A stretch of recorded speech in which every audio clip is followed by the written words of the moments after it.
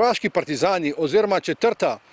kordunaška brigada, prvotno poznana tudi kot 1., so konec poletja 1942 prek Žumberka in Gorjancev prišli v Belo krajino.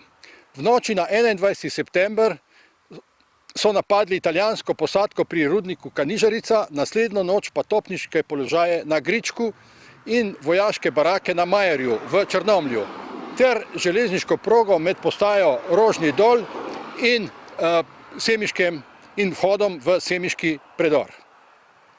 22. septembra je brigada v večurnem boju na cesti Črnomelj-Vinica med Kvasico in Erajcem prizadejala Italijanom velike izgube. Pri Kvasici, kjer se sedaj tudi nahajamo, so razbili italijansko avtomobilsko in pehotno kolono, pri Erajcu pa enoto, ki je iz postojanke v Vinici hitela napadeni koloni na pomoč. Podrobnosti o bitki pri Kvasici in Erajcu pa nam bo predstavil Janez Vajs, vodja muzejske zbirke v Črnomlju in avtor knjižice, v kateri na podlagi dokumentov opisuje takratno dogajanje. To gre za to knjižico, ki jo držim v rokah.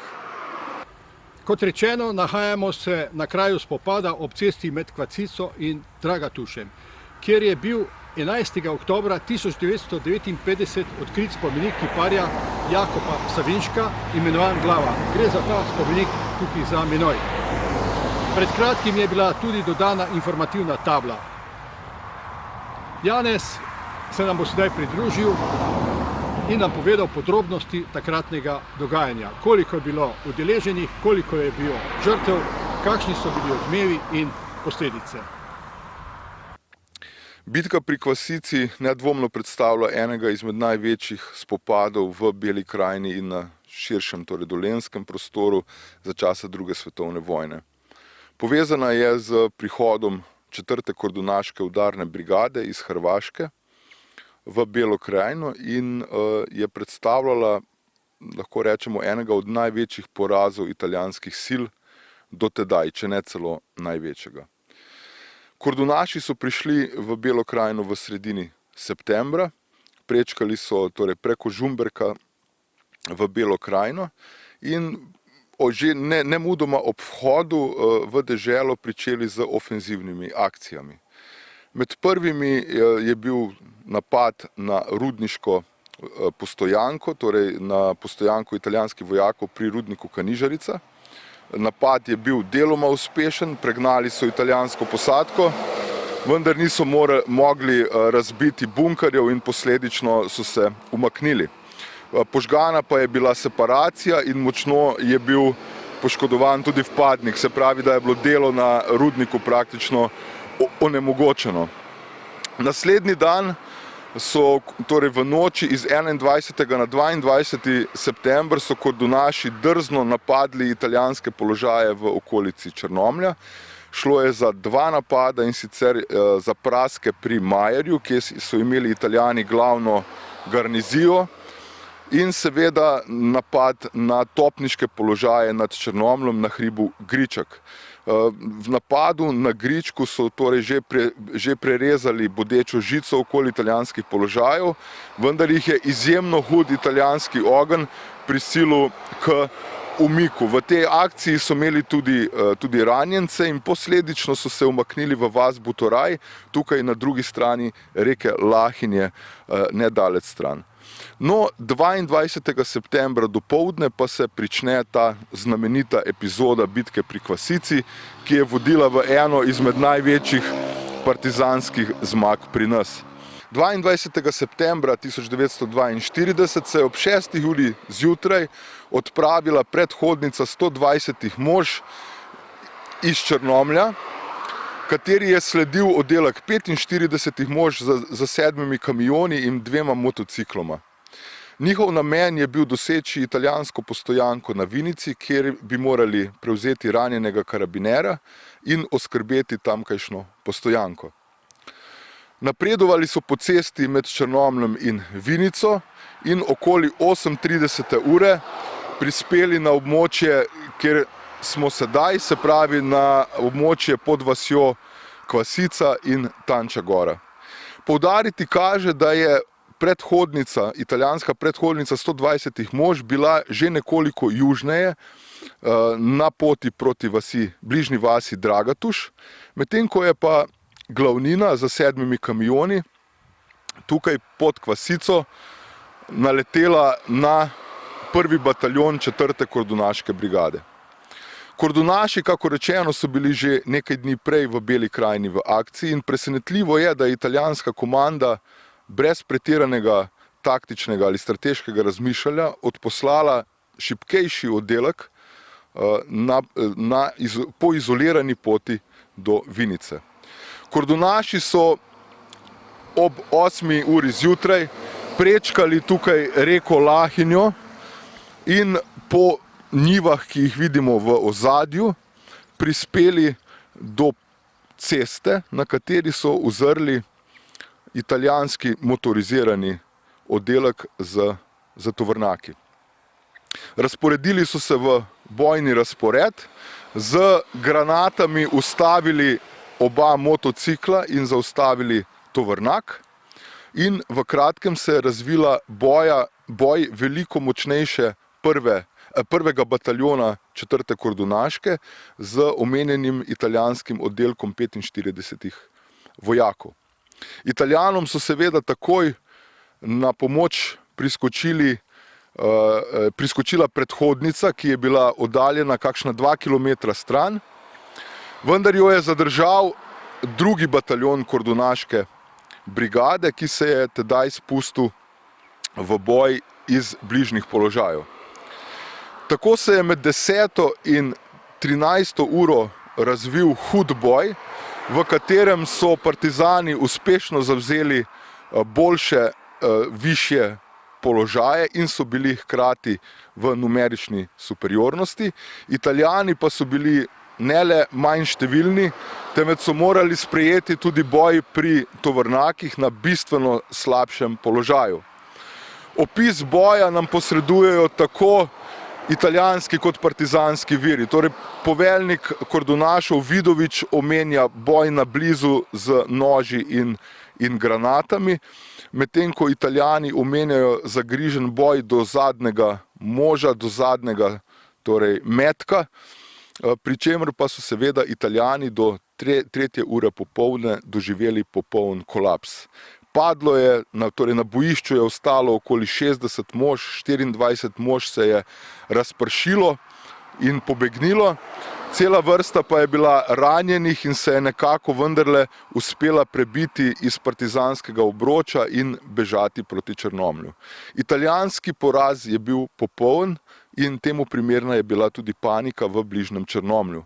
Iz garnizije so odpravili praktično vse razpoložljiva sredstva, poklicali so na pomoč poveljstvo divizije Isonzo v Novem mestu, ki je v popoldanskih urah dejansko z oklepniki tudi prišlo na prizorišče bitke. Med 3. in 5. uro je kordunaška brigada zaplenila ogromno pušk, nekaj puškomitraljezov, motocikle, ogromno streliva in nenazadnje tudi denar, ter vse ostalo, kar je italijanska kolona vozila proti Vinici. Ko so Italijani prišli v popoldanskih urah na prizorišče spopada, je bila bitka že zdavnaj zaključena. Italijanska frustracija pa toliko večja, ker niso vedeli, s kom imajo opravka, kdo so bili te partizanski oddelki in predvsem odkot takšna drznost, kot pozneje piše italijansko poveljstvo. V frustraciji poraza so se seveda hoteli obrniti svoj gnev proti civilnemu prebivalstvu in so tako grozili, da bodo požgali bližnjo vas Tanča Gora, ki so jo sumili sodelovanja pri temu. Seveda Belokranjci, vaško prebivalstvo za tem spopadom ni imelo nič kaj drugega kot to, da so opazovali rimsko oziroma italijansko katastrofo. V sledečih dnevih so v Črnomelj prihajali italijanski kamioni polni mrtvecev, iskalo se je izgubljene vojake, kamioni so pa tukaj ostali na cesti še vse do sredine oktobra. S tem je bila Italijanom prizadejana izjemna škoda, dosežen je bil izjemen vojaški partizanski uspeh. in italijanska okupacija se je sprijaznila, da ima sedaj opravka z povsem novim, veliko bolj drznim nasprotnikom kot poprej. Lahko rečemo, da je bitka pri Kvasici predvsem za italijansko poveljstvo predstavljala mejnik, ki jih je opozorila, da bo vojna bistveno težja, kot je bila dotedaj. Posledice hudega italijanskega poraza, lahko bi rekli tudi katastrofe vojaške, je seveda uzrl tudi Črnomelj. Davčni uradnik Pirnat v svojem dnevniku beleži več dni, kako se vozijo polni tovornjaki z padlimi vojaki, kako italijanska komanda išče vojake, ki so dispersi, se pravi razpršeni okrog. Sledili so dopisi vsakovrstni, posebno italijanske komande, ki se seveda za tako hudo izgubo mož in materijala, orožja, streliva in vsega ostalega izredno težko sprijaznila seveda. Takoj so bili, torej nemudoma so bili odločeni, da gredo v nekakšno povračilno akcijo, da bodo dobili oddelek, ki je za to odgovoren, se pravi 4. kordunaško brigado, vendar Italijanom dejansko ni uspelo dobiti brigade nikjer ali njenih oddelkov in kot vemo, se je brigada v bistvu v kratkem odpravila iz Bele krajine nazaj na Hrvaško. Italijanski poraz je bil popoln in lahko rečemo, da je prebivalstvo Bele krajine, posebno pa Črnomlja, tedaj uzrlo, kako ta okupacija v vojaškem smislu ne predstavlja takšnega izziva, kot je bilo sprva, kot se je zdelo sprva. Torej ta mit o neki superiornosti italijanske vojske je bil tukaj na Kvasici popolnoma razbit. In to je potrebno poudariti. Torej v sledečih dnevih so tukaj na cesti pri Kvasici samevale požgane lupine 7 tovornjakov, ki so jih potem šele v oktobru Italijani dejansko umaknili z ceste in privlekli nazaj. Hkrati pa je na Ločkem okluku, torej na delu Črnomlja, kjer so Italijani uredili vojaško pokopališče, bilo urejenih novih 60 grobov. Jasno, da to ni bila manifestacija moči, ravno obratno, to je bila manifestacija poraza, ki je močno poškodoval italijansko moralo in njihovo pripravljenost ter sposobnost okupacije.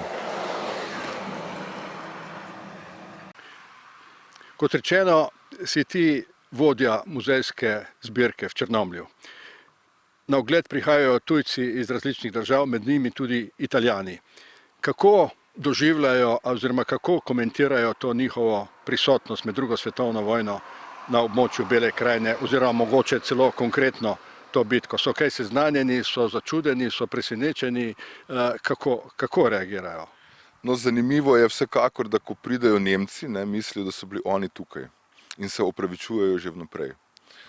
Nemci, ja. In je potrebno prvo njim razložiti, da jih tukaj v bistvu ni bilo razen par vpadov, da so bombardirali Črnomelj, ampak da to v bistvu ni druga vojna tukaj, je italijanska in so presenečeni, ker večinoma ne vejo jasno, kako je bila Slovenija deljena. No, ko pridejo pa Italijani, in to sem pa doživel že velikokrat, so pri razlagi druge svetovne vojne popolnoma frapirani. O tem, da so bili prisotni tukaj, morda še razumejo, da so bili prisotni v Ljubljani, da bi bili pa tukaj, pa tega sploh ne vedo. In ko vidijo fotografije, ki ne pustijo dvomov, se pravi Roma doma, o Vinčeremo, o Italija e culo civiltà, jih to seveda preseneti.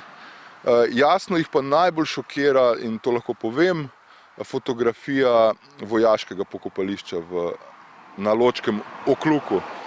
Zanimajo jih, čigavi grobi to so in če so to njihovi vojaki. In seveda, ko jim razložiš, da je tukaj bil težek škorenj fašistične stranke, da so bili spopadi, da je bila okupacija, raznarodovanje in vse ostalo, jih veliko skoraj da noče tega sprejeti, dvomi v informacije, ampak hkrati pa vidijo fotografije, ki ne pustijo dvomov.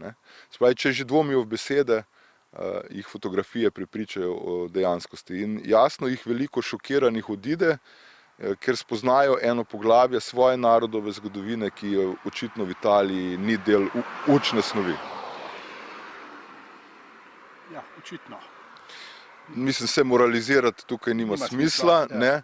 To je njihova reč. Dejstvo pa je, da muzejska zbirka v Črnomlju je prav namenjena torej obravnava celotno zgodovino Črnomlja, se pravi od nastanka v pozni bronasti dobi do osamosvojitve Slovenije. Druga svetovna vojna je le eno, hkrati pa eno od najpomembnejših poglavij zgodovine tega mesta, ker ne smemo pozabiti, da Črnomelj je bil središče osvobojene Slovenije in to tudi z ponosom povemo našim italijanskim gostom. No, Bela krajina je bila znano partizanska. Ja, tu ni nobene dileme.